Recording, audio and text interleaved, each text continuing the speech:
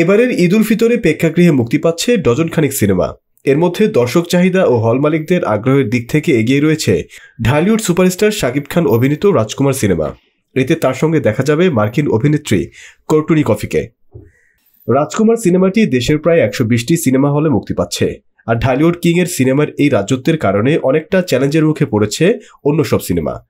প্রেক্ষাগৃহের সংকটে ভুগছে অনেক সিনেমা, ফলে ক্ষতির মুখে পড়েছেন বলে জানিয়েছেন চিত্রনায়ক আদর আজাদ। এবারের ঈদে মুক্তি পাচ্ছে আদর আজাদের লিপস্টিক।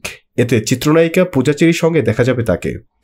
আদর আজাদ অভিনয়ের বাইরে নির্মাণ করেছেন সিনেমাটি। তার নিজের এই সিনেমা নিয়ে তার দাবি, লিপস্টিক সিনেমা আলোচনার কেন্দ্রবিন্দুতে থাকলেও এটি যেন হল না পায় সেই ব্যবস্থা করছে একটি চক্র। এ কারণে বিরাট ক্ষতির মুখে পড়ছেন তিনি। আদর আজাদ জানান, সিনেমাটির পিছনে নিজের সঞ্চিত সব টাকা লগ্নি করেছেন তিনি, এমনকি মায়ের জমানোর টাকাও খরচ করেছেন।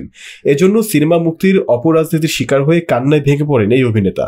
তিনি বলেন, যেখানে আমি 3 দিন আগ পর্যন্ত জানি আমার এতগুলো হল, কি পরিমাণ হল পাচ্ছি, কিন্তু সেটি হয়নি, বিভিন্নভাবে হয়ে ওঠেনি। এখন 13 থেকে 14টি সিনেমা যখন মুক্তি পাচ্ছে, তখন সবাই পেশি শক্তি, টাকার গরম, রাজনৈতিক সহ সব ধরনের ক্ষমতা দেখাচ্ছে। দিন শেষে আমি পরিবারের জন্য যা করছি, আমার জন্য পরিবার যা কিছু করছে, সব উৎসর্গ করে নির্মাণ করছি সিনেমাটি। এখন হল না পেলে কোথায় যাব আমি? আমার সব টাকা, মায়ের জমানো টাকা লগ্নি করা এই সিনেমায়। নিজের গাড়িও বিক্রি করেছি।